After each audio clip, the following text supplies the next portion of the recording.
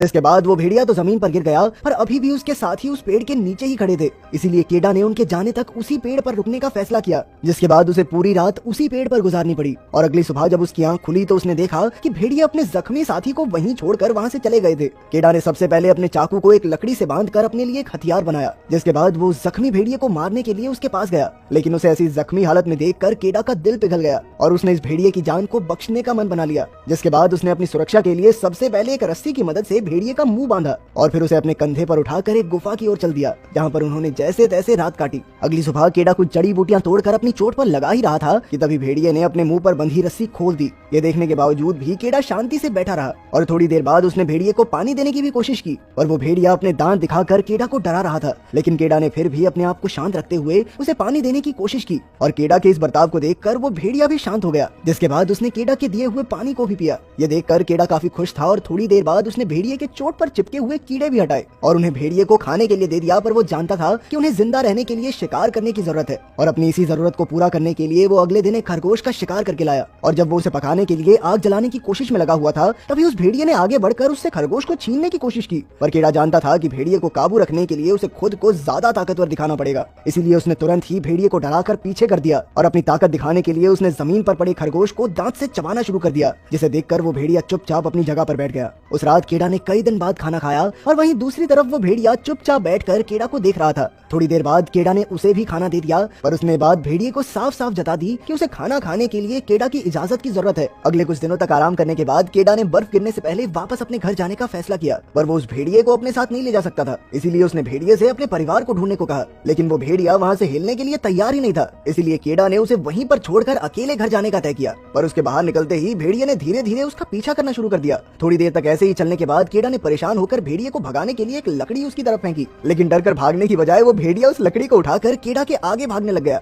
इससे पहले कि केडा कुछ समझ पाता, उसकी नजर पास ही में खड़े कुछ जंगली सुअरों पर पड़ी, जिन्हें देखते ही भेड़िया पूरी रफ्तार से उनकी तरफ भागा। और वहीं दूसरी तरफ केडा डर के मारे अपना भाला लेकर खड़ा हुआ था। और जैसे ही वो जंगली सुअर भेड़िए से बचने के लिए केडा की तरफ भागा, तो केडा उसे मारने की बजाय चुपचाप देखता रहा, जिसके चलते वो सुअर भागने में कामयाब हो गया। ये देखकर भेड़िया काफी ज्यादा निराश था, क्योंकि केडा की गलती की वजह से अब उन दोनों को खाना नहीं मिलेगा। पर थोड़ी देर बाद उन दोनों के बीच समझौता भी हो गया और केडा ने उस भेड़िए का नाम अल्फा रखा। अगले कुछ दिनों में अल्फा की मदद से केडा काफी अच्छे से शिकार करना सीख गया और अब धीरे धीरे वो दोनों एक दूसरे को काफी अच्छे से समझने लगे थे। यहाँ तक कि रात को अल्फा केडा को गर्म रखने के लिए उसके साथ चिपक कर सोता। वहीं केडा को भी सब में काफी मजा आ रहा था। पर कुछ दिनों बाद सर्दियों के आते ही पूरा इलाका बर्फ की सफेद चादर से ढक गया। लेकिन केडा और अल्फा किसी तरह अपने लिए शिकार करते हुए धीरे धीरे आगे बढ़ रहे थे। पर एक दिन पैर के नीचे की बर्फ टूटने की वजह से केडा सीधा पानी में जाकर गिर गया और अब उसे ऊपर आने का रास्ता नहीं मिल रहा था। वहीं अल्फा भी अपने वजन से बर्फ को तोड़ने की कोशिश में लगा हुआ था, पर उसका वजन बर्फ तोड़ने के लिए काफी नहीं था। थोड़ी देर तक कोशिश करने के बाद आखिरकार केडा ने अपने चाकू की मदद से अपने लिए रास्ता बना ही लिया, जिसके बाद अल्फा की मदद से वो जैसे तैसे ऊपर आ ही गया। अगले दिन रास्ते में केडा की नजर टेंट के बाहर बैठे एक आदमी पर पड़ी,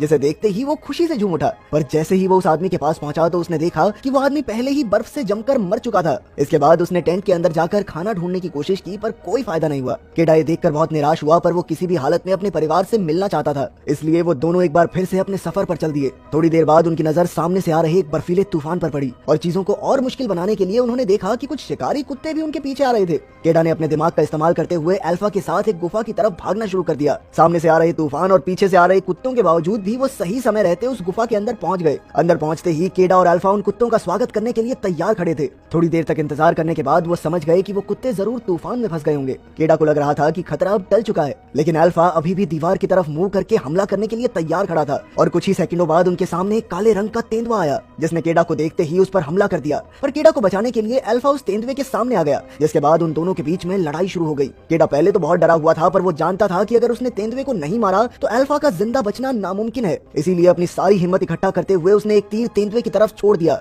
जिसके लगते ही वो तेंदुआ जमीन पर गिर गया। तेंदुए के नीचे गिरते ही केडा ने अल्फा को आवाज लगाई, जो तेंदुए के साथ ही पड़ा हुआ था। केडा के बार बार आवाज लगाने पर अल्फा ने थोड़ी देर बाद खुद को तेंदुए की पकड़ से आजाद करवा लिया। वो केडा की तरफ भागा, पर अपने जख्मों की वजह से दोबारा नीचे गिर गया। केडा जानता था कि अल्फा ने कई बार उसकी जान बचाई है, इसीलिए वो किसी भी हाल में अल्फा को अपने साथ घर ले जाना चाहता था। अगली सुबह उन दोनों ने वापस अपनी मंजिल की ओर चलना शुरू कर दिया और कुछ घंटों बाद उन्हें एक पत्थर मिला, जिस पर केडा की बस्ती का निशान बना हुआ था, जिसका मतलब था कि अब वो लोग घर से थोड़ा ही दूर थे। अब धीरे धीरे अपने जख्मों की वजह से अल्फा के कदम कमजोर होते जा रहे थे और थोड़ी देर बाद वो बेचारा नीचे गिर गया। केडा चाहता था कि अल्फा किसी भी तरह उसके साथ घर पहुंच जाए, लेकिन अल्फा के चेहरे को देखकर वो समझ गया कि अब अल्फा अपने पैरों पर नहीं चल सकता। लेकिन वो इतनी जल्दी हार मानने वाला नहीं था, इसीलिए उसने अल्फा को अपने हाथों पर उठाकर आगे बढ़ने का फैसला किया, जिसके बाद वो इसी तरह रात भर चलते रहे और अगले दिन भी उन्होंने अपनी हिम्मत के भरोसे कई सारे पहाड़ों को पार किया और आखिरकार एक जगह पर पहुंचकर केडा को अपनी बस्ती दिखाई दी। वो अल्फा को अपने हाथों में लेकर सीधा उस बस्ती के पास पहुंच गया। यहाँ पहुंचते ही वो नीचे गिर गया। टाओ केडा को अपने सामने जिंदा देखकर काफी हैरान था और उसने तुरंत ही अपने बेटे को पकड़ लिया और तभी केडा की माँ भी वहाँ पहुंच गई, जिसने अपने बेटे को दोबारा देखने की उम्मीद ही छोड़ दी थी। केडा भी अपने माता पिता को देखकर बहुत ज्यादा खुश था और तभी उसने अपने पिता को किसी भी हालत में अल्फा को बचाने को कहा, जिसके बाद वो बेहोश हो गया और जब उसकी आंख खुली तो उसे पता चला कि अल्फा ने कई सारे बच्चों को जन्म दिया था।